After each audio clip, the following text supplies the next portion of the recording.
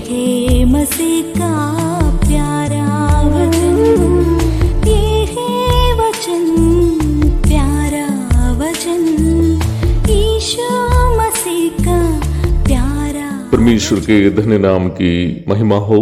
प्रभात मनन के सत्र 1772 में आप सभी का बहुत ही विनम्रता के साथ स्वागत करता हूँ। आइए आज के मनन के लिए हम पढ़ते हैं इब्रानी अध्याय 2 पद 3। तो हम लोग ऐसे बड़े उद्धार से निश्चिंत रहकर कैसे बच सकते हैं, जिसकी चर्चा पहले प्रभु के द्वारा हुई और सुनने वालों के द्वारा हमें इसका निश्चय हुआ।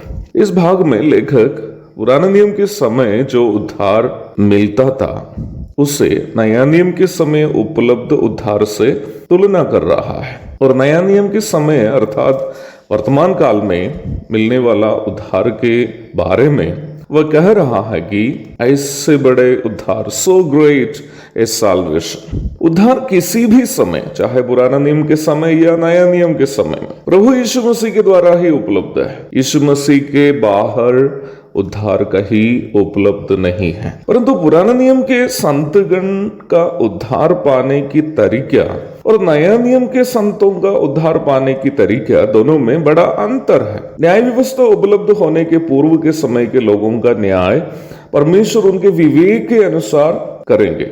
वही न्याय व्यवस्था उपलब्ध कराए जाने के बाद के लोगों को, जो पुराने नियम के समय में जीवित रहे, परमेश्वर न्याय व्यवस्था के अनुसार न्याय करेंगे। रोमी अध्याय 1 पद 18 से 20 तक, अध्याय 2 पद 12 से 16 तक। मूसा के समय तक जो लोग जीवित रहे, वे लोग उनको जो सीमित जानकारी या दर्शन परमेश्वर से प्राप्त थे, उसके अनुसार परमेश्वर का भाई मानते थे वे लोग। तब भी वे लोग बलि चढ़ाते हुए हम वचन में देखते हैं, बलि चढ़ाकर वे लोग भी उद्धार की प्राप्ति करते थे। हाबिल, नूह, अब्राहम, अय्यूब आदि कई भक्तगण परमेश्वर को प्रसन्न करने के लिए बलि चढ़ाने की सूचना हम वचन से प्राप्त करते हैं। उत्पत्ति अध्याय 4 पद 4, अध्याय 8 की 20, 22 की 13, अय्यूब अध्याय 1 पद 5 आदि पढ़ लीजिएगा।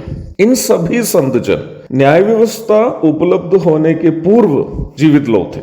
मूसा के जीवन काल के समय से परमेश्वर ने न्याय व्यवस्था उपलब्ध कराया। निर्गमन अध्याय 34 पद 28। न्याय व्यवस्था के पूर्व के लोग और न्याय व्यवस्था के समय के लोग दोनों बलि चढ़ाने के द्वारा उद्धार पाए हुए लोग हैं। न्याय व्यवस्था के पूर्व के लोग अपनी सीमित जानकारी के अनुसार जो परमेश्वर से उन्हें मिली थी, और न्याय व्यवस्था के समय के लोग न्याय व्यवस्था में लिखित विधि व्यवस्था के अनुसार बलि चढ़ाए।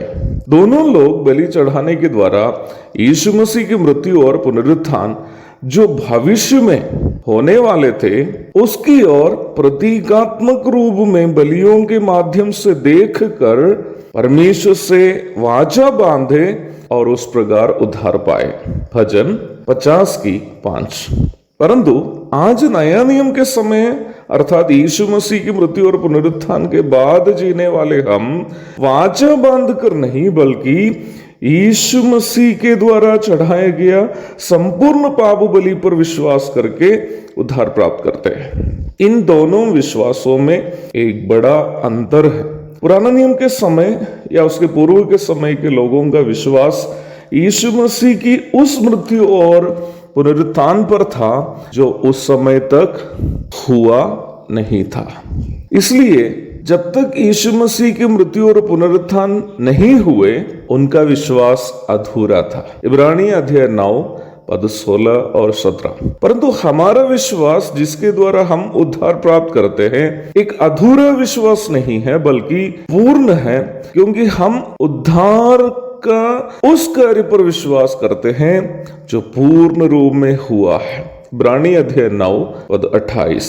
अर्थात हम परमेश्वर का पुत्र यीशु मसीह के द्वारा उपलब्ध कराए गए उस उद्धार के भागीदार है, जिसकी विधि व्यवस्था को प्रभु ने अपना शरीर के द्वारा पूर्ण किया है। पुराने नियम के भक्तों के द्वारा चढ़ाए गए बलियां अपूर्ण होने के कारण उन्हें उसे बार बार चढ़ाने की आवश्यकता थी, परंतु यीशु मसीह के द्वारा संपूर्ण पाप बलि चढ़ाए जाने के कारण आज हमें दोबारा बलि चढ़ाने की आवश्यकता नहीं है, क्योंकि हम एक पूर्ण रूप में चढ़ाए गए संपूर्ण पाप बलि पर विश्वास करते हैं, जो यीशु मसीह अपनी देह के द्वारा चढ़ाए हैं। इसलिए ही हमें जो उद्धार मिला है ये बड़े उद्धार है। इब्रानी अध्याय 10 पद 1 से 18 तक अवश्य पढ़ लीजिएगा।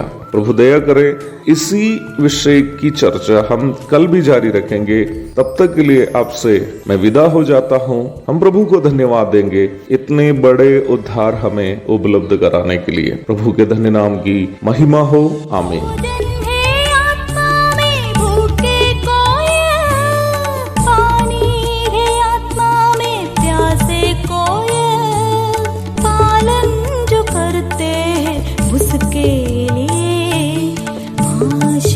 पाने का साधन है ये है वचन, प्यारा वचन, यीशु मसीह का प्यारा वचन।